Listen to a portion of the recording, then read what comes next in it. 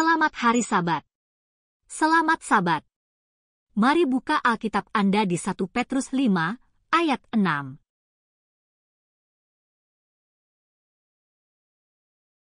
Katakanlah amin ketika Anda sudah menemukannya. Firman Tuhan berkata, karena itu rendahkanlah dirimu di bawah tangan Tuhan yang kuat, supaya kamu ditinggikannya pada waktunya. Amin.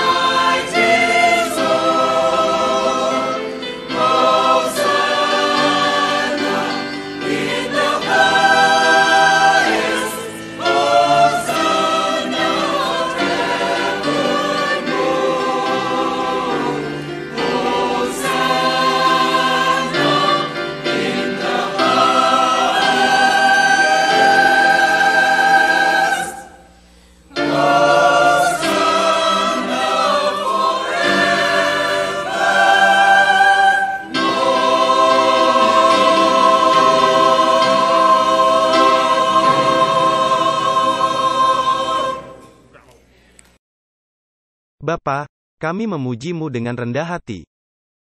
Untuk kasih, untuk janji, untuk pengorbanan, untuk berkat. Untuk banyak hal lain yang mungkin tidak kami sadari. Dan sekarang Bapa, saat kami membuka firman-Mu, kami berdoa agar Roh-Mu dapat menyentuh pikiran dan hati kami, dan agar kami dapat fokus kepadamu. Dalam nama Yesus yang indah, kami berdoa. Amin. Kita telah memulai waktu lalu, beberapa waktu yang lalu, mempelajari kitab Daniel dari sudut pandang yang berbeda. Bukan tentang binatang dan patung, tetapi lebih dari itu. Kita berbicara tentang latar belakang, bagian spiritual dari kitab Daniel. Apa yang terjadi kemudian dan saat itu. Dan jika Anda melewatkan khotbah, jangan ragu untuk berbicara dengan orang-orang media. Mereka akan menyediakan untuk Anda satu set lengkap dengan segala sesuatu sejauh ini. Gratis dan itu adalah sesuatu. Dan semua orang berkata, amin. Ya, terima kasih. Jadi jangan ragu untuk meminta salinan pelajarannya sejauh ini. Terakhir kali kita memulai pasal 4 dari Daniel, dan kita mengatakan bahwa beberapa orang mengatakan bahwa kitab Daniel adalah sebagian sejarah dan sebagian nubuatan. Saya sendiri tidak setuju dengan itu. Saya percaya Daniel dan Wahyu sangat konsisten. Mereka semua adalah sejarah dan nubuatan, seluruh buku. Mengapa hanya pasal 2, dan pasal 7, dan pasal? Mengapa kita memilih, ini adalah nubuatan, ini bukan? Daniel adalah buku nubuatan dan secara konsisten adalah nubuatan. Kita mungkin tidak tahu segalanya, apa artinya, tetapi bagaimanapun, itu adalah nubuatan. Kita juga mengatakan, jika saya pergi terlalu cepat, lebih baik Anda mempelajari karunia bahasa roh. Kita juga mengatakan bahwa dalam Daniel, ada bagian-bagian dari kitab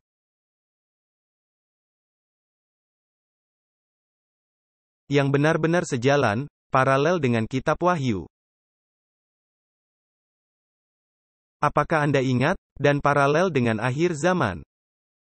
Dan kita mengatakan bahwa kitab Daniel adalah struktur kiastik, seperti dalam seluruh Alkitab sebenarnya. Struktur kiastik adalah piramida. Apapun yang ada di awal, ada di akhir dan seterusnya. Dan bagian terpenting ada di tengah.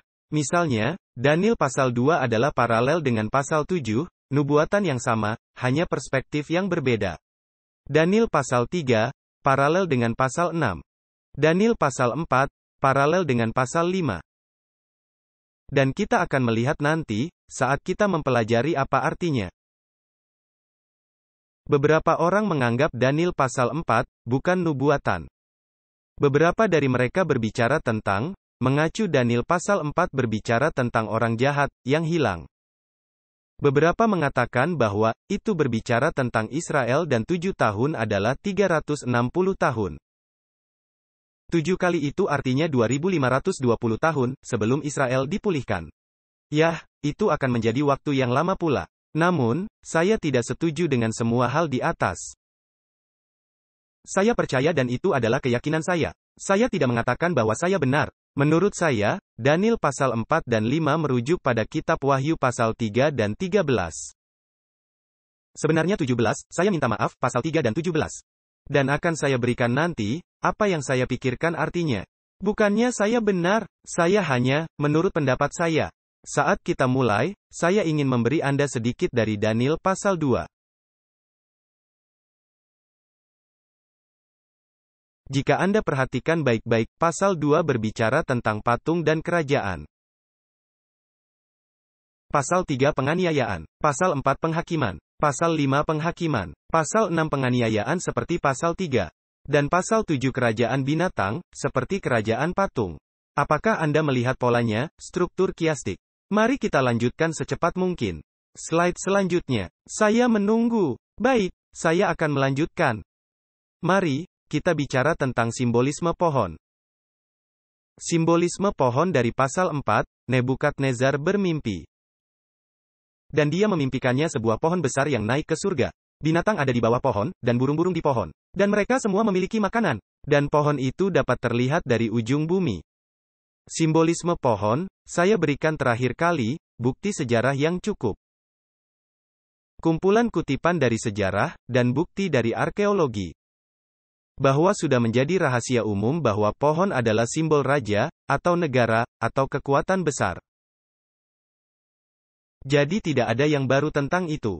Saya akan berhenti di sini dan memberi Anda sebuah cerita. Saat kita memulai pasal 4, saat kita melanjutkan dari apa yang waktu lalu kita berhenti. Pasal 4, kita mengatakan bahwa pasal 4, ini tentang kerendahan hati.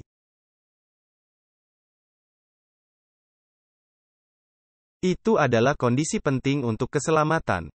Bahwa orang-orang Kristen adalah orang-orang yang rendah hati.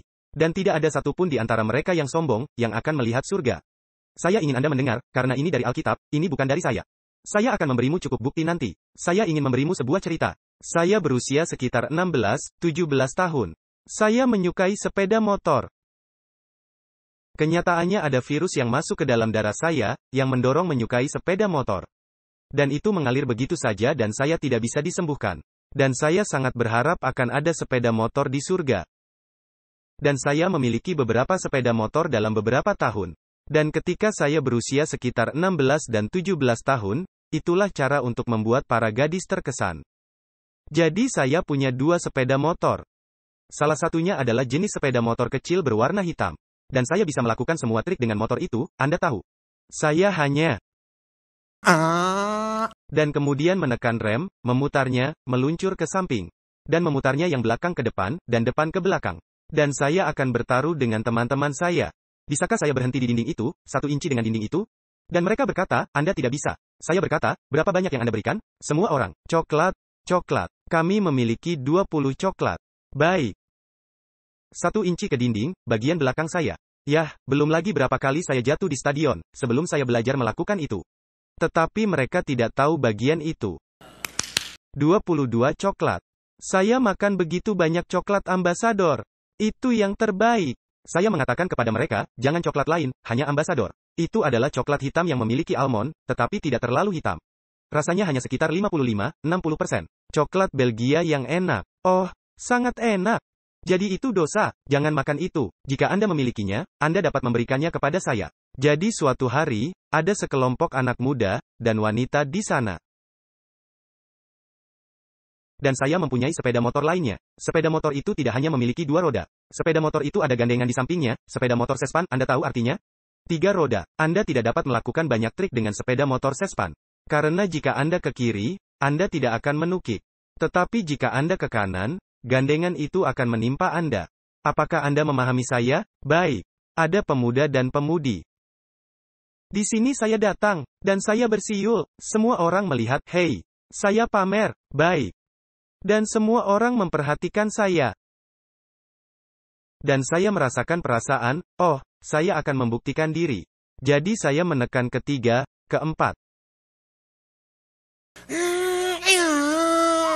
Dan kemudian, saat saya sampai ke mereka, saya menekan rem, dan saya ingin meluncur. Dan saya lupa bahwa saya mengendarai sepeda motor sespan. Dan sepeda motornya, rodanya datang, entah bagaimana, roda di kanan naik. Dan roda itu menimpa saya dan saya melepaskannya. Dan saya terbang seperti singa. Di atas sepeda motor dan sepeda motor itu berguling hampir membunuh saya, di atas saya. Dan saya bertumpu pada siku dan lutut saya. Dan saya berhenti tepat di kaki seorang pemudi. Dan saya melihat ke atas, dan mereka berkata, apakah kamu baik-baik saja? Saya katakan, itu adalah bagian dari rencana. Dan mereka berkata, apa? Dan saya bangun, saya tersenyum, mengambil sepeda saya. Saya berkata, sekarang saya akan pergi dan ganti. Dan saya bersembunyi di suatu tempat dan saya seperti, oh man, itu menyakitkan. Itu adalah pelajaran yang baik. Bagi yang perkasa ketika mereka jatuh dan mereka harus belajar kerendahan hati. Menurut saya bahwa kunci keselamatan adalah bahwa kita belajar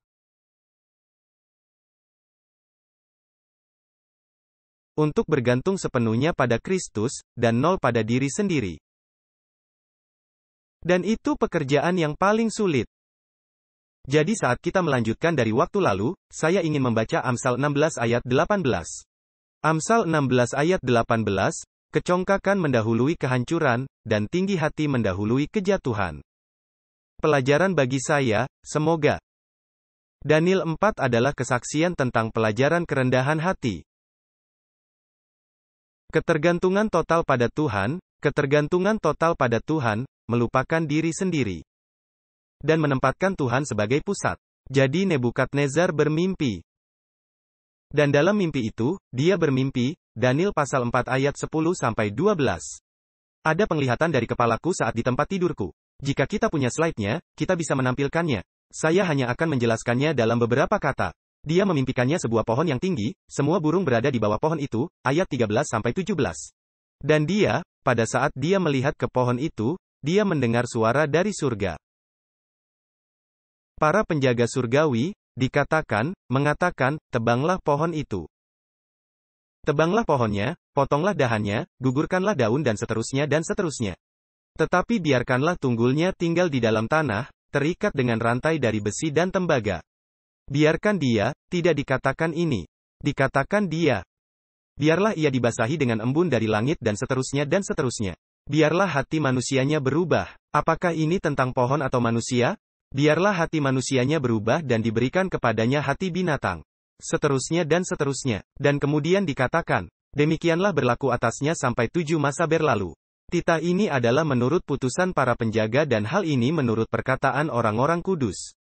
Supaya orang-orang yang hidup tahu bahwa Yang Maha Tinggi berkuasa atas kerajaan manusia dan memberikannya kepada siapa yang dikehendakinya. Baik, dan kita berkata, bahwa Raja punya mimpi. Dia memanggil semua penyihir dan orang bijaksana dan berkata, ini mimpinya. Anda ingat dalam pasal 2 dia mempunyai mimpi, tetapi dia tidak dapat mengingatnya. Sekarang dia ingat mimpi itu. Ini mimpinya, beri saya interpretasinya. Dan itu sudah jelas. Saya bisa memberi Anda beberapa contoh dari Yesaya. Bahwa dalam Alkitab, pohon digunakan untuk raja atau kerajaan. Itu sudah jelas ini tentang dia. Di pasal 2, ketika dia melihat patung besar itu. Binatang dan burung-burung diberi makan oleh patung itu. Dan sekarang lagi, binatang dan burung-burung ada di bawah pohon, diberi makan oleh pohon itu. Dia tahu bahwa itu tentang dia. Jadi dia berkata, katakan kepadaku, karena ini berita buruk. Dan mereka berkata, ups, kami tidak tahu interpretasinya. Mereka tahu interpretasinya. Mereka hanya tidak ingin memberikan kabar buruk. Jadi akhirnya Daniel datang, dalam bahasa Aram, dalam bahasa aslinya. Ngomong-ngomong, pasal 4 tidak ditulis oleh Daniel. Pasal 4 ditulis oleh Nebukadnezar. Saya harap Anda tahu itu, di dalam Alkitab. Jadi Nebukadnezar sebenarnya menulis sebuah pasal di dalam Alkitab. Baik, jadi Daniel yang menghabiskan 35 tahun dengan Nebukadnezar. Dan dia adalah perdana menterinya, teman terdekatnya, penasihatnya. Daniel datang tanpa diundang. Dan Daniel berkata, apa yang terjadi di sini? Dan mungkin dalam diskusi mereka, dia berkata, saya bermimpi dan mereka tidak bisa memberitahu saya interpretasinya. Dan Daniel berkata, apa mimpi itu? Dan dia mendengar mimpi itu. Dan Alkitab mengatakan bahwa Daniel ketakutan. Dalam bahasa Aram, dikatakan ketakutan dan terdiam selama beberapa jam. Ini seperti, oh, ayolah, berbicaralah. Dan dia terkejut. Otaknya berhenti berfungsi. Daniel sadarlah, berbicaralah, apa masalahnya? Jadi raja yang seharusnya dihibur oleh penasihatnya.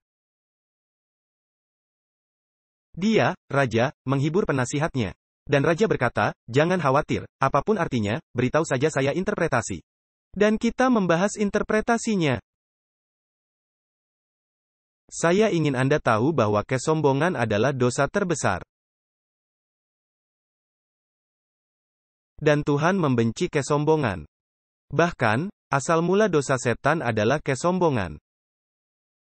Dikatakan dalam Yesaya, engkau berkata dalam hatimu, aku akan pergi ke gunung yang maha kudus. Dan ingin menyamai yang maha tinggi. Dia ingin menjadi Tuhan. Dia ingin memegang kendali. Apa yang begitu banyak kita lakukan? Kita ingin memegang kendali. Kita tidak ingin Tuhan mengendalikan diri kita. Kita mungkin mengatakan demikian, tetapi kita tidak benar-benar melakukannya. Kesombongan adalah yang terbesar, asal mula segala dosa. Karena semua konflik didasarkan pada kesombongan. Jika kita memiliki kesombongan, kita tidak akan memiliki konflik. Jika semua orang mengalah, baik, Anda benar, saya akan membiarkan seperti yang kamu inginkan. Kita tidak akan memiliki konflik. Sebenarnya, konflik yang sebenarnya bukanlah konflik horizontal. Antara Anda dan saya, atau Anda dan orang lain. Konflik sebenarnya adalah vertikal, adalah antara kerajaan Allah dan kerajaan saya. Apakah itu masuk akal? Jadi mari kita lanjutkan dengan apa yang terjadi di sana. Raja mengakui Tuhan secara teoritis, bahkan kadang-kadang menyembah Tuhan kadang-kadang. Tetapi secara praktis dia ingin yang memegang kendali. Dia kadang dekat dengan Tuhan, kadang jauh. Kadang seluruh hati, kadang hatinya terbagi, suam-suam kuku. Dia mempercayai Tuhan, tetapi dia mempercayai dirinya sendiri. Dia berkata, bukankah ini Babel besar yang telah saya bangun? Yang dengan kekuatan kuasaku dan untuk kemuliaan kebesaranku menjadi kota kerajaan, ayat 30. Jadi, Allah mengizinkan pencobaan untuk memberinya pelajaran penting. Dan sekarang sampai pada penafsirannya, ayat 19. Ayat 19. Dan Daniel berkata dengan cara yang bijaksana, Tuanku, biarlah mimpi itu mengenai mereka yang membencimu. Tertimpa atas musuh Tuanku. Inilah interpretasinya, ayat 20-22. Pohon yang Tuanku lihat itu, yang bertambah besar dan kuat, seterusnya dan seterusnya, mencapai ke surga. Anda adalah pohon itu. Sejauh ini masih baik, tidak masalah. Ungkapan bahwa pohon membentang ke surga. Saya memeriksanya di bahasa Aram, tidak mengacu pada tinggi, tetapi pada sikap. Apakah Anda mendengar apa yang saya katakan? Itu tidak mengacu bahwa tingginya sampai ke surga, tetapi sikapnya adalah saya ingin mencapai itu. Saya ingin menjadi seperti itu. Ekspresi yang sama yang digunakan di Kejadian 11 ayat 4 di Menara Babel. Ketika mereka berkata, mari kita bangun menara sampai ke surga.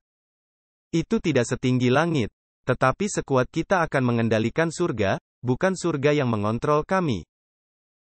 Kita akan mengendalikan hujan, bukan Tuhan. Kita yang akan mengatur hidup kita, bukan Tuhan. Ini masalah sikap, kesombongan. Ingin menjadi seperti Tuhan, menjadi Tuhan, berusaha menggantikan Tuhan. Dan mengendalikan hidup Anda sendiri. Bukan Tuhan yang membuat keputusan. Ini adalah keinginan setan untuk menjadi Tuhan. Yehezkiel 28 ayat 17. Kemudian terdengar suara dari surga mengatakan, tebanglah pohon itu. Hal yang sama dalam Kejadian 11, sebuah suara dari surga, mengganggu pekerjaan mereka di menara.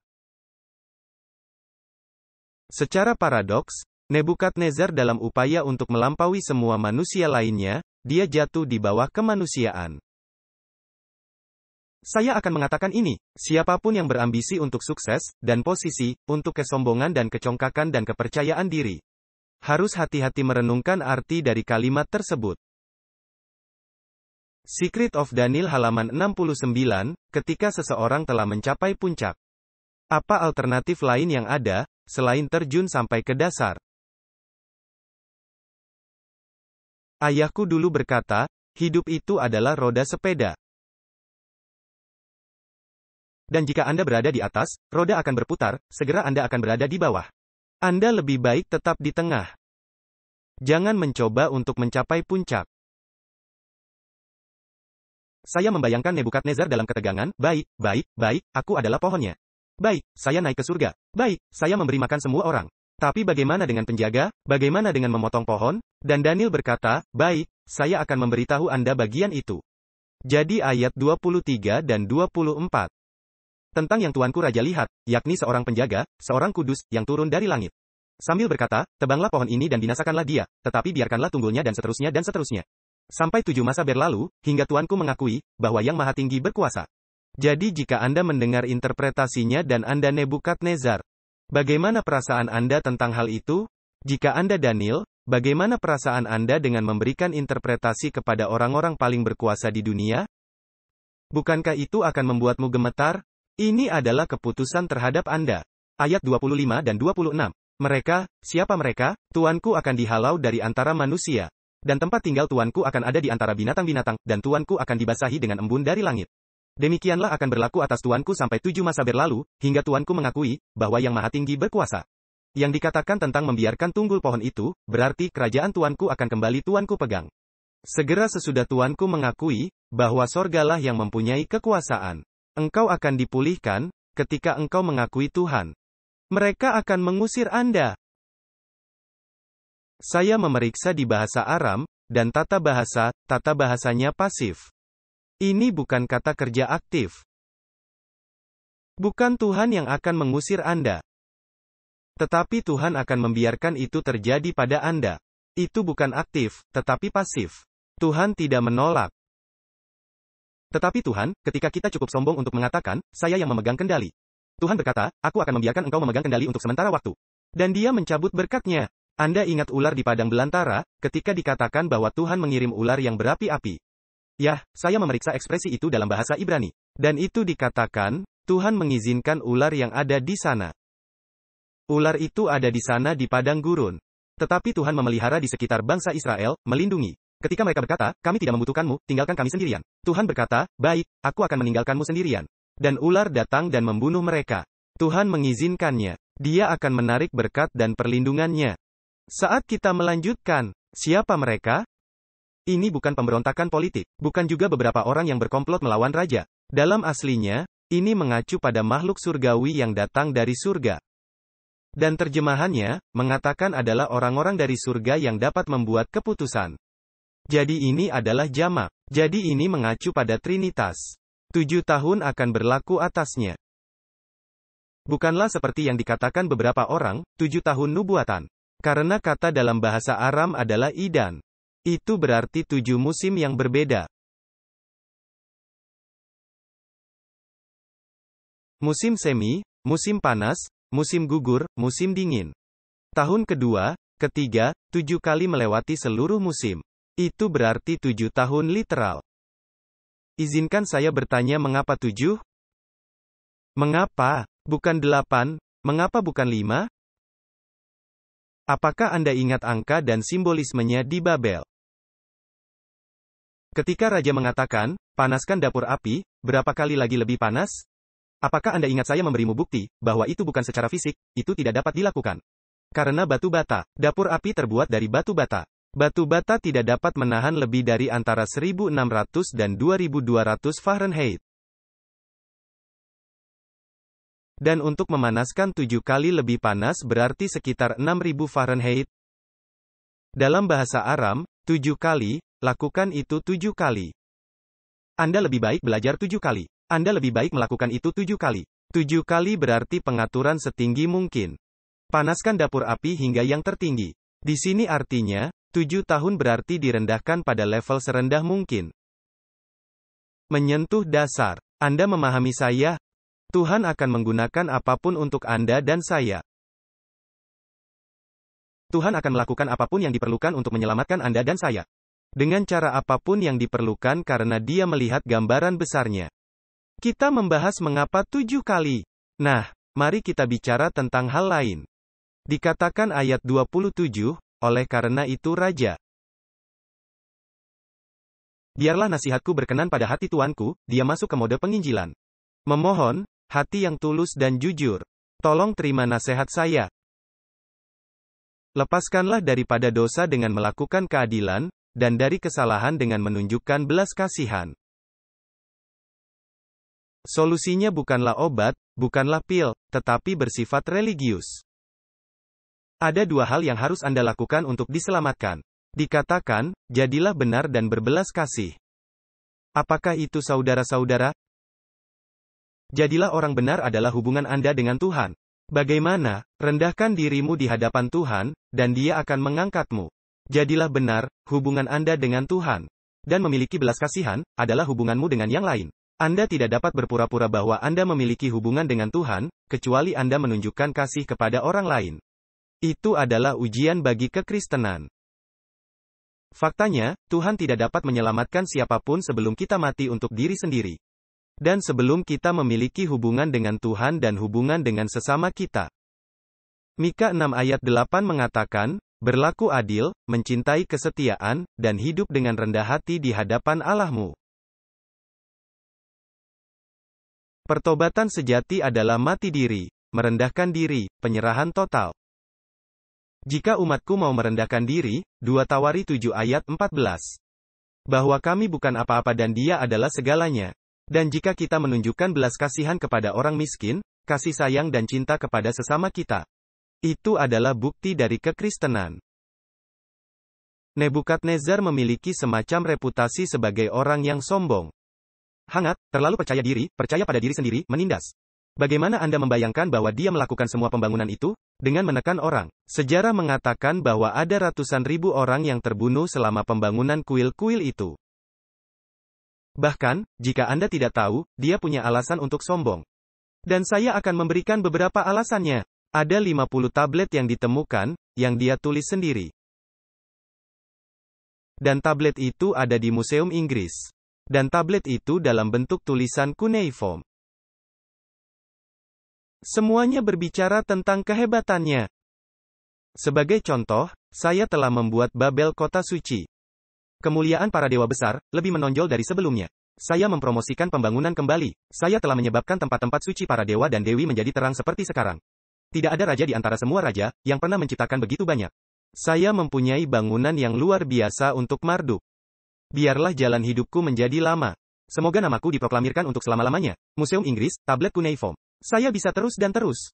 Dia memiliki kemuliaan. Dia adalah pembangun, penguasa, raja penakluk, mendefinisikan diri sebagai Tuhan, mengakui Tuhan kadang-kadang. Dalam pasal 4, dia mencapai kemuliaan tertinggi. Dia mengalahkan semua kerajaan, yang terakhir adalah Mesir. Yehuda, Sidon, saya bisa memberimu kerajaan-kerajaannya, tapi kita tidak punya waktu untuk itu. Dan saat dia melakukan itu, dia mempunyai saat damai, tidak ada lagi perang, dia dapat beristirahat. Dikatakan dalam buku In and Around the Book of Daniel, halaman 68. Dia tampaknya memiliki keinginan untuk membangun dengan sempurna. Jadi dia mengalahkan kerajaan-kerajaan. Dia memiliki pembangunan. Ngomong-ngomong, izinkan saya memberi Anda, dia mempunyai 2 kuil raksasa. 300 kaki, 54, maaf 53 bukan 54, kuil biasa. 955 cagar alam, 384 altar. Singa emas di sebelah kiri dan kanan antara kuil Marduk dan kuil anak dewa matahari.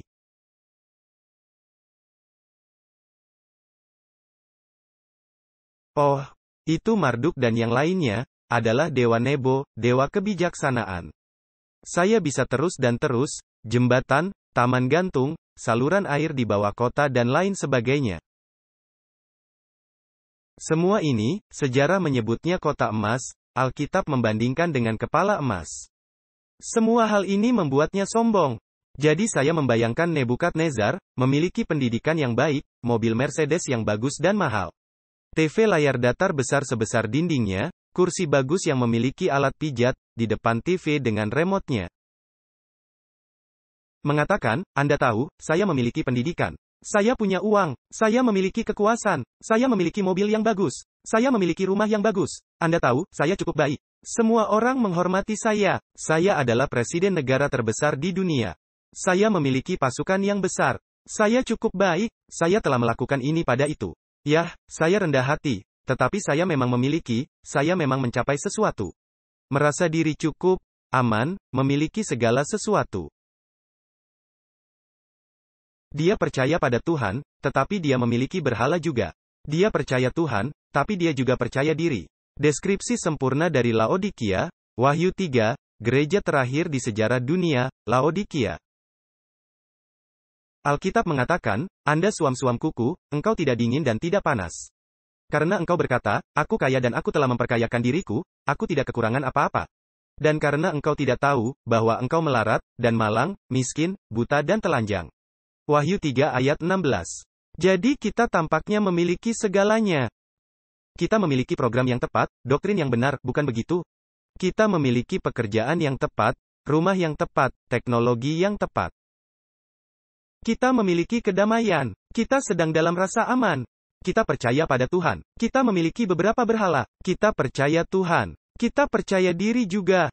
Jadi izinkan saya menampilkan slide untuk Anda. Dan menurut saya ini adalah apa yang dibicarakan pasal ini. Dan ini adalah slide yang sulit. Saya tidak berharap bahwa kita akan sepenuhnya mengerti hari ini. Daniel pasal 4 paralel dengan Wahyu 3. Dan Daniel pasal 5 paralel dengan Wahyu 17. Daniel pasal 4, paralel dengan Daniel pasal 5. Dalam Daniel 4, Nebukadnezar. Dalam Daniel 5 Belsiazar. Dua raja, keduanya jatuh. Daniel 4 mewakili Laodikia. Daniel 5, mewakili Babel, dunia yang jatuh, agama yang jatuh. Daniel 4 raja yang jatuh. Daniel 5 raja yang jatuh. Seperti Yesus di kayu salib, ada yang kiri dan kanan, hanya satu yang bertobat, satu lagi tidak. Kita semua adalah pendosa. Kita semua adalah musuh. Daniel 4 ada penghakiman. Dalam Wahyu pasal 3, terjemahan dari nama Laodikia adalah orang yang dihakimi. Dan jika Anda melihat kitab Wahyu selama Laodikia, ada penghakiman. Saya harap Anda tahu itu. Dalam pasal 5, ada penghakiman. Raja Belsiazar juga dihakimi, bukan? Wahyu 17, ada penghakiman di Babel. Pelacur itu, jika Anda ingat, agama yang jatuh. Ada pencobaan di pasal 4, pencobaan di akhir zaman. Ada pencobaan di pasal 5, pencobaan untuk yang hilang juga. Di pasal 4, Raja bertobat, Laodikia bertobat. Di pasal 5, Raja tidak bertobat, Babel tidak bertobat. Di pasal 4, orang yang bertobat menyatakan kebenaran Tuhan. Di pasal 5, mereka menggunakan anggur Babel yang merupakan ajaran palsu. Di pasal 4, Raja diselamatkan, dibebaskan, dipulihkan. Laodikia dibebaskan, yang diselamatkan dipulihkan. Di pasal 5, Raja hilang, ditaklukkan, dihancurkan. Babel dihancurkan. Apakah itu masuk akal sama sekali? Saya percaya bahwa generasi terakhir cukup penting, sehingga disebutkan dalam Alkitab.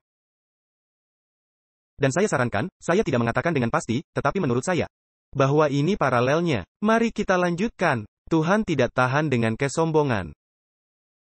Dan apa pelajaran yang Tuhan ingin Raja dan Laodikia pelajari? Dari Daniel pasal 4 dan dari Wahyu pasal 3, apa pelajarannya? Amsal 16 ayat 18, kecongkakan mendahului kehancuran.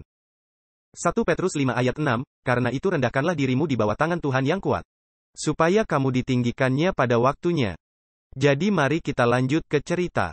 Ayat 29 dan 30 dari Daniel pasal 4, ayat 29 dan 30. Saya mencoba untuk menyelesaikannya. Mari kita pergi ke cerita dan memberikan pelajaran. 12 bulan kemudian, saat Raja berjalan di atap istana kerajaan. Berhenti sejenak, saat Raja mengawasi. Sampai sekarang, dikatakan, aku memimpikannya sebuah pohon. Aku mendengar sebuah suara, saya. Sekarang tidak dikatakan, saat saya melihat, tetapi dikatakan, saat Raja sedang melihat. Jadi dia beralih dari orang pertama ke orang ketiga. Jadi disarankan oleh para sarjana, bahwa bagian ini bukanlah tulisan Raja. Ini adalah tulisan seseorang tentang Raja, karena dia tidak mampu atau dia menulis tentang dirinya kemudian. Setelah kejadian itu, dia berubah ke orang ketiga, saat Raja sedang melihat, apa yang terjadi? Ayo lanjutkan. Dia berkata, dan kita bisa melihat ke ayat Alkitab. Bukankah itu Babel yang besar itu, yang dengan kekuatan kuasaku? Dan untuk kemuliaan kebesaranku telah kubangun menjadi kota kerajaan, ayat 31 dan 32. Raja belum habis bicara, ketika suatu suara terdengar dari langit. Kepadamu dinyatakan, ya Raja Nebukadnezar, bahwa kerajaan telah beralih daripadamu. Engkau akan dihalau dari antara manusia. Apa yang terjadi dengan pohon itu? Dan demikianlah akan berlaku atasmu sampai 7 masa berlalu. Engkau akan ada di antara binatang-binatang, hingga engkau mengakui bahwa yang maha tinggi berkuasa atas kerajaan manusia. Ayat 33, pada saat itu juga terlaksanalah perkataan itu. Dan ia dihalau dari antara manusia dan makan rumput seperti lembu. Dan tubuhnya basah oleh embun dari langit, dan kukunya seperti kuku burung.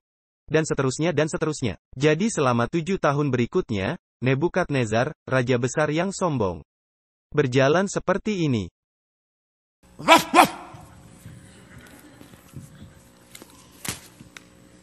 Apa pendapatmu jika Anda melihat raja atau presiden menjilat tangannya?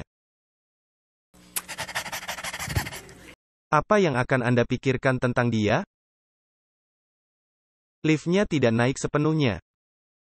Ada ruangan tetapi tanpa perabotan di dalamnya. Sekarang, psikiater telah mendiagnosis perilaku ini sebagai paranoia atau skizofrenia, dengan penyakit mental yang disebut likantropi atau boantropi. Likantropi adalah sindrom serigala. Ketika orang sakit, hidup di dunia yang berbeda. Dan dia dalam imajinasinya, berpikir bahwa dia adalah serigala. Dan dia mulai berperilaku seperti serigala. Atau dia berpikir bahwa dia adalah seekor sapi, dan dia berperilaku seperti seekor anjing. Dan dia berperilaku seperti hewan itu. Namun psikologi mengatakan bahwa mereka berpikir bahwa mereka benar. Jika Anda memberitahu mereka, tidak, saya yakin mereka hidup di dunia yang tampak benar dan nyata bagi mereka. Tetapi saya ingin mengatakan ini, tidak peduli seberapa parah penyakitnya. Pasien selalu mempertahankan sebagian kesadarannya. Dia sesekali mengalami saat-saat kejernihan total. Tidak pernah sepenuhnya kehilangan kehendak bebas. Kadang-kadang menyadari apa yang terjadi padanya, dan menginginkan perubahan, tetapi kemudian kehilangannya lagi. Jadi sesekali dia akan menyadari apa yang terjadi padanya, dan berkata, apa yang salah dengan saya? Dan kemudian dia. Dan Anda harus menjauh, karena dia mungkin menggigit Anda. Jadi apakah ada bukti dalam sejarah bahwa hal itu terjadi pada raja? Ya atau tidak? Ya atau tidak, keduanya. Saya memberikan jawabannya, iya dan tidak. Saya baru saja memberi Anda jawabannya. Jadi ada 50 tablet yang ditemukan sekitar 50 tahun yang lalu, ngomong-ngomong, 50. Anda mudah mengingatnya. Tak satu pun dari mereka berbicara tentang penyakit raja, dan semuanya ditulis oleh raja. Haruskah itu menjawab pertanyaan Anda? Baik, biarkan saya melanjutkan. Dalam 50 tablet yang dilestarikan itu, ditemukan oleh arkeologi di suatu perpustakaan. Tidak mengatakan sepatah kata pun, karena Anda tahu, dapatkah Anda membayangkan? Seorang manusia memainkan terompet dan berkata, diketahui oleh semua bangsa bahwa Raja yang Agung telah kehilangan akal sehatnya. Dia berperilaku seperti binatang menjilati kemaluannya. Apakah Anda pikir mereka melakukan itu? Itu bukan hal penting dalam kerajaan untuk melakukan itu. Mereka ingin Anda merahasiakannya sebisa mungkin. Namun, tidak ada CNN, Anda tahu. Tetapi kemudian 32 tahun yang lalu, mereka menemukan lebih banyak tablet di tempat sampah. Semua sampah dibuang di sana. Dan di antara sampah, mereka menemukan lebih banyak tablet dan semuanya ditulis dengan palu dalam bagian-bagian. Dan tablet-tablet itu masih ada di Museum Inggris. Bagian-bagian yang ditemukan, bagian-bagian yang pecah. Dan tablet-tablet itu membicarakannya. Dan saya akan memberi Anda sebagian dari tablet itu. Tampaknya seseorang ingin menghancurkan tablet itu, sehingga tidak akan ada kenangan tentang hal itu. Tablet itu merujuk pada kondisi mengkhawatirkan Raja Nebukadnezar, dan tablet itu berada di Museum Inggris. Mari kita baca beberapa di antaranya. Yang pertama, tablet Cuneiform 34113 mengatakan. Dan dengarkan baik-baik, apapun yang rusak, Anda akan melihat dalam tanda kurung dan hilang. Dikatakan, Nebukadnezar dianggap bagian yang rusak. Hidupnya tampaknya tidak memiliki nilai, bagian yang rusak. Dia tidak tahu mengasihi putra atau putri, bagian yang rusak. Keluarga dan klan tidak ada, bagian yang rusak. Perhatiannya tidak diarahkan pada peningkatan kesejahteraan Esagalia, bagian yang rusak. Apakah itu terdengar seperti semuanya baik-baik saja? Mari kita pergi ke yang berikutnya. Setelah 43 tahun pemerintahannya, Nebukadnezar jatuh sakit, bagian yang rusak. Berikutnya, sejarawan Yunani mengatakan, Nebukadnezar dirasuki oleh sejenis roh. Dan dia menghilang untuk sementara, bagian yang rusak. Eusebius in Praepreo Evangelica, bab 9, paragraf 11. Satu lagi, tablet Cuneiform yang tidak diterbitkan yang ada di Museum Inggris. Ada seorang raja yang makan rumput seperti sapi, bagian yang rusak. Yang lainnya hilang. Judulnya Opera Minora halaman 527. Jadi apakah Anda melihat bahwa ada tablet yang berbicara tentang hal itu? Tetapi seseorang dengan setia menghancurkannya. Jadi saya punya pertanyaan untuk Anda. Mengapa tidak ada yang membunuh raja, karena dia mempunyai banyak musuh? Atau menggantinya dengan raja yang berbeda? Saya akan menjelaskan alasannya, menurut saya. Nomor 1, dikatakan dalam sejarah bahwa dalam budaya itu, ada ajaran bahwa jika seseorang berperilaku aneh, itu adalah roh jahat yang menguasainya. Dan jika Anda membunuhnya, roh jahat itu akan berpindah kepada Anda. Dan orang-orang takut untuk membunuhnya. Karena mereka akan mendapatkan roh jahat itu dan mereka akan menggonggong. Alasan kedua, Daniel adalah Perdana Menteri, orang kedua dalam pemerintahan. Dan ada bukti sejarah bahwa Daniel memegang kendali kerajaan. Pada dasarnya Daniel mungkin melindungi raja. Mungkin ketika secara berkala di halaman belakang, mengawasinya menggonggong dan berdoa untuknya. Dan berkata, Tuhan kasihanilah dia. Namun demikian, dia tahu nubuatan itu, 7 tahun. Jadi dia harus mengurusi kerajaan selama 7 tahun. Alasan ketiga, nubuatan, Allah menubuatkan bahwa dia akan dilindungi dan setelah 7 tahun dia akan dipulihkan. Dan Tuhan membasuhnya. Namun demikian, yang lain tahu nubuatan itu, dan mereka tahu bagaimana Tuhan bekerja dari mukjizat lainnya yang terjadi. Alasan keempat, istrinya, yang sangat dicintai Nebukadnezar. Sehingga dia membangun semua taman itu untuknya dan segalanya. Dia tahu ramalan itu dan mungkin bersama dengan Daniel, dia mengawasinya. Dan mungkin ada alasan lain. Ini hanya menurut saya. Saat kita melanjutkan, jika ceritanya, dan disinilah ajarannya, moralnya, pelajarannya. Jika cerita ini berakhir di sini, tidakkah menyedihkan, bukan? Dia gila. Dan itu saja. Tetapi puji Tuhan bahwa ada pembebasan. Tidakkah Anda senang bahwa di tengah kegilaan hidup, ketika segalanya menjadi gila bagi Anda, ada harapan untuk kelepasan. Ketika Anda merasa hidup Anda tidak dimengerti dan tidak memiliki arah. Ketika Anda merasa bahwa tidak ada jawaban atas doa-doa Anda. Ketika Anda merasa bahwa tidak ada harapan, tidak ada cahaya di ujung terowongan. Bahwa Anda hampir tidak dapat bertahan, bahwa Anda tidak dapat menanggungnya lagi. Ketika Anda tidak melihat solusi. Ketika Anda berada di penghujung usahamu, akan ada kelepasan. Saya ingin Anda membacanya keras-keras dengan saya. Ekstremitas manusia adalah kesempatan Tuhan. Maukah engkau mengatakannya lagi? Ekstremitas manusia adalah kelimpahan Tuhan. Di ujung dari jalan kita, Tuhan punya 1000 jalan. Bukankah itu bagus? Izinkan saya menyarankan, bahwa Tuhan tidak hanya mengawasinya. Tetapi Tuhan benar-benar menggunakannya untuk mengubahnya menjadi baik. Saya akan membacakan untuk Anda, Daniel 4, ayat 15. Ungkapan mengikat dia dengan rantai dari besi dan tembaga, sampai 7 masa berlaku atasnya. Para sarjana sayangnya menerjemahkan bahwa Tuhan menempatkan dia dalam perbudakan.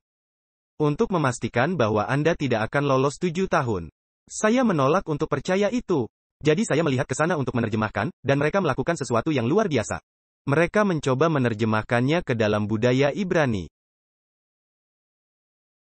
Dan itu bukan bahasa Aram. Jadi saya pergi ke bahasa Aram, dan saya mengambil ekspresi mengikat dengan besi dan tembaga, dan saya pergi ke bahasa Aram, semua kamusnya. Dan terjemahannya digunakan saat Anda membuat tong. Dan Anda memasang pengikat untuk menahannya agar tidak pecah dan terbuka. Dan ini diterjemahkan, letakkan ikatan yang akan menahan yang rusak agar tidak semakin rusak dan pecah lagi. Apakah Anda mendengar apa yang saya katakan? Dia tidak berbicara tentang Tuhan menempatkan dia dalam perbudakan. Untuk memastikan bahwa Anda tidak akan melarikan diri. Ini berbicara tentang Tuhan yang mengawasi dia di saat kesusahan, di mana dia tidak akan dihancurkan lagi. Itu adalah kasih karunia. Apakah Anda memahami saya? Tuhan menjaganya, di saat dia bahkan tidak sadar. Untuk memastikan bahwa dia dilindungi dan dipelihara. Tidakkah Anda senang, bahwa pada saat ketika Anda tidak tahu apa yang sedang terjadi dalam hidup Anda? Ketika Anda menghadapi pencobaan, Tuhan akan mengikatkan tali di sekeliling Anda untuk membuat Anda tetap aman. Sungguh suatu janji. Raja perlu belajar kerendahan hati, namun Tuhan tidak menyerah padanya. Bukankah sekarang waktunya untuk belajar kerendahan hati? Tidak secara teoritis, tetapi secara praktis, bukan hanya untuk mengatakan bahwa Anda percaya kepada Tuhan. Tetapi untuk benar-benar percaya kepada Tuhan. Yesus dalam Yohanes 5 ayat 19 mengatakan, Aku tidak mengucapkan kata-kataku sendiri. Aku mengucapkan kata-kata yang diberikan Bapa kepadaku. Aku tidak mengerjakan sesuatu dari diriku sendiri, aku melakukan pekerjaan yang Bapa suruh lakukan. Mengapa Yesus melakukan itu? Apakah Anda pikir Yesus tidak punya otak? Dia tidak terlalu pintar. Atau dia sangat bergantung pada Bapa sehingga dia tidak pernah ingin mempercayai dirinya sendiri. Tetapi dia lebih suka mempercayai Bapa dan memenuhi rencana Bapa setiap hari. Apa yang akan terjadi, jika kita semua, belajar pelajaran ketergantungan total kepada Tuhan? Dan sama sekali tidak bergantung pada diri sendiri. Apakah yang akan terjadi, jika kita semua, belajar untuk mati terhadap diri sendiri setiap hari, seperti yang dikatakan Paulus?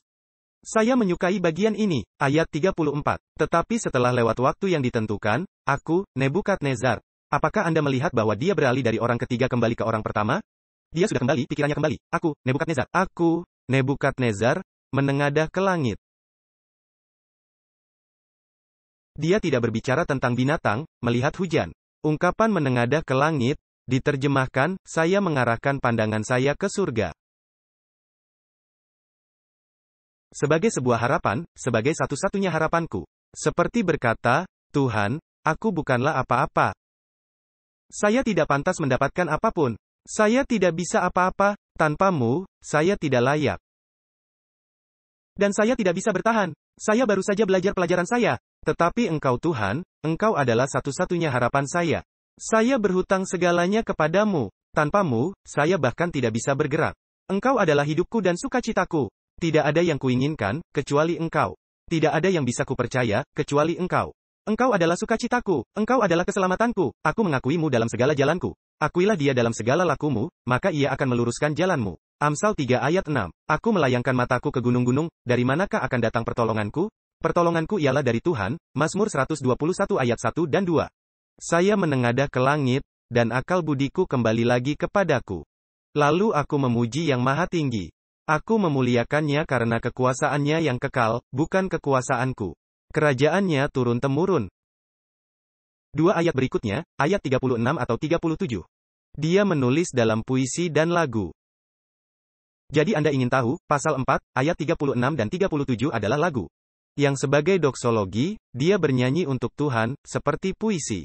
Kemudian dia berkata, pada waktu akal budiku kembali kepadaku. Kembalilah juga kepadaku kebesaran dan kemuliaanku untuk kemasyhuran kerajaanku. Dia seperti melompat-lompat. Dia mengatakan, para menteriku dan para pembesarku menjemput aku lagi. Aku dikembalikan kepada kerajaanku, bahkan kemuliaan yang lebih besar. Sekarang, ulangan lagunya. Aku, Nebukadnezar, memuji, meninggikan dan memuliakan Raja Sorga. Yang segala perbuatannya adalah benar dan jalan-jalannya adalah adil. Dan yang sanggup merendahkan mereka yang berlaku congkak.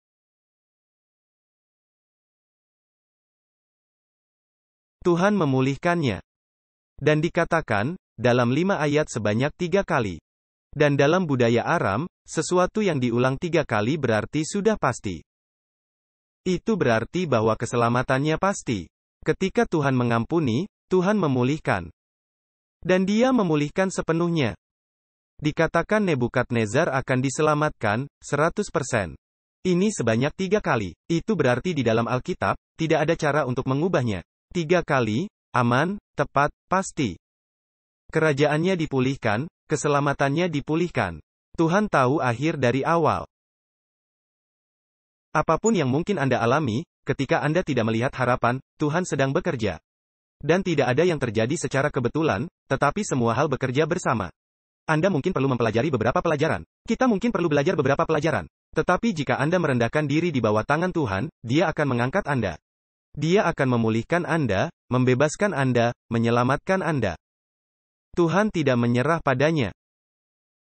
Dan Tuhan tidak akan menyerah pada umatnya. Tidak ada bukti Alkitabiah bahwa Raja pernah kembali ke penyembahan berhala. Dan tidak ada bukti sejarah juga. Tidakkah engkau bersyukur bahwa kita melayani Tuhan yang peduli? Tuhan yang menunjukkan belas kasihan kepada ribuan generasi orang-orang yang mengasihinya. Tuhan yang mengampuni dan yang mempunyai rencana untukmu. Tuhan yang menyelamatkan Raja Babel.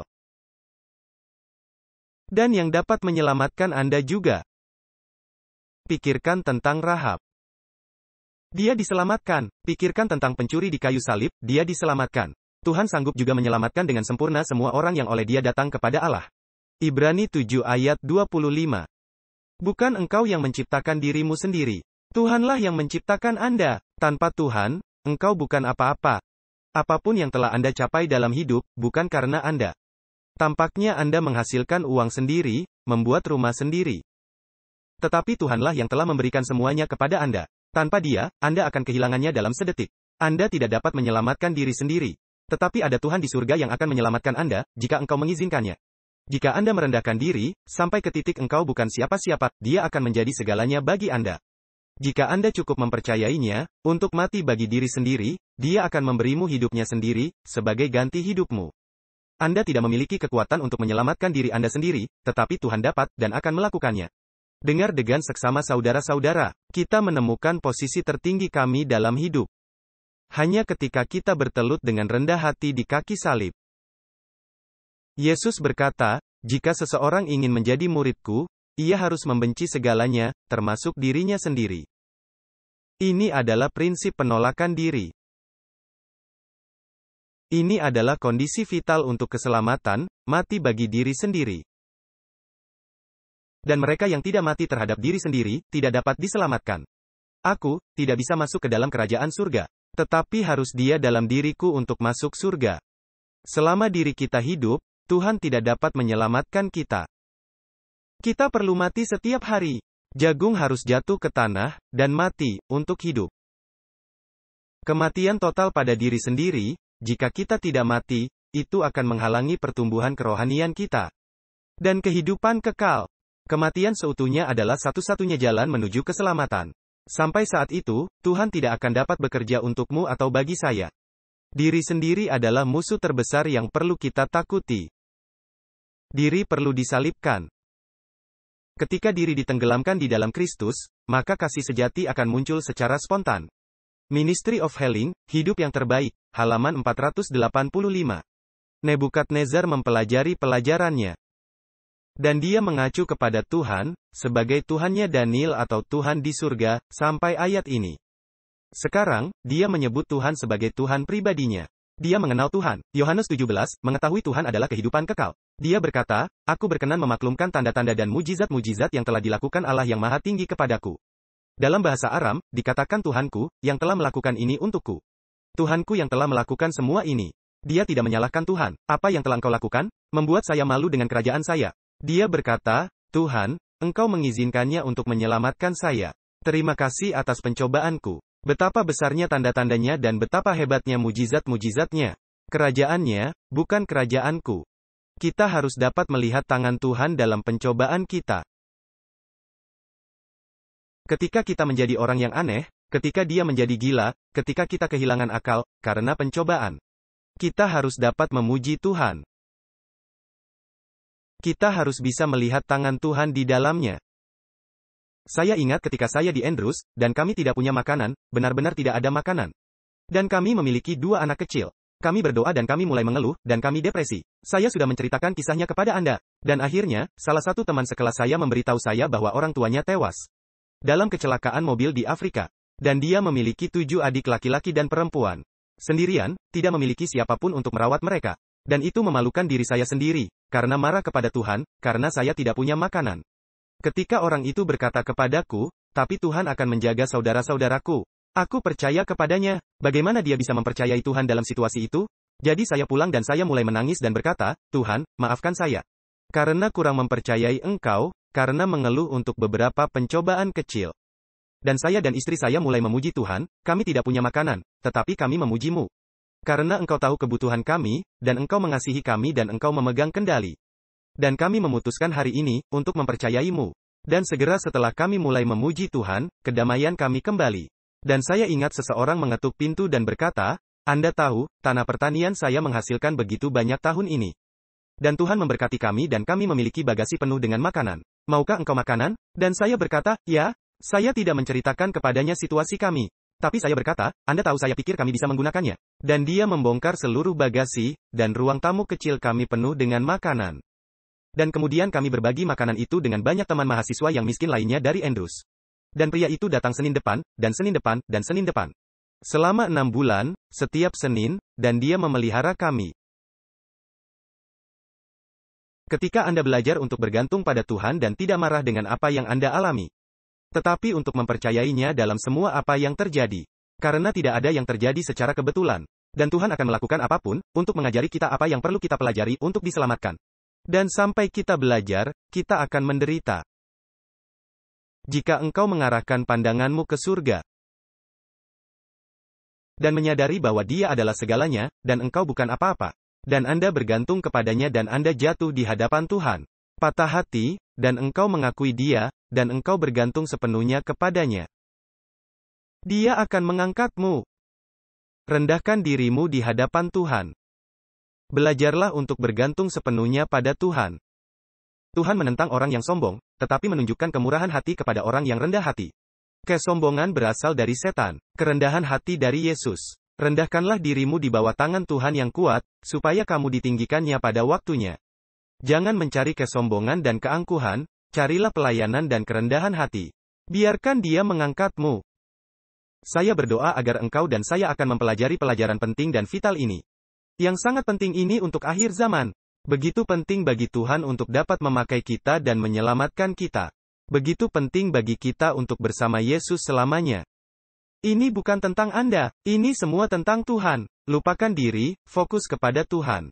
Beri Dia kehormatan karena Dia pantas mendapatkannya. Sibukkan pikiranmu dengannya, bukan dengan dirimu.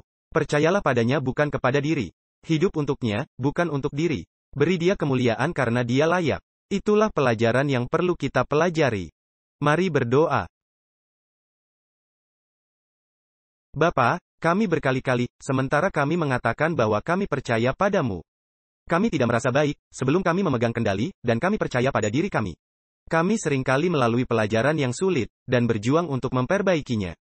Gantinya berjuang untuk mempelajari apapun yang ingin Engkau ajarkan kepada kami. Semoga kami semakin berubah menjadi seperti Yesus. Dalam kerendahan hati, dan roh yang baik. Dalam cinta dan kasih sayang dan belas kasihan. Mengakui Engkau sebagai segala sesuatu. Seperti Yohanes, agar Engkau semakin besar dan kami semakin kecil. Menyadari bahwa kami bukan apa-apa, dan memuji-Mu dan melupakan diri sendiri. Bapa, bantu kami mempelajari pelajaran ini. Bantu kami merendahkan diri di hadapan-Mu. Kami berdoa nama Yesus dan terima kasih. Amin.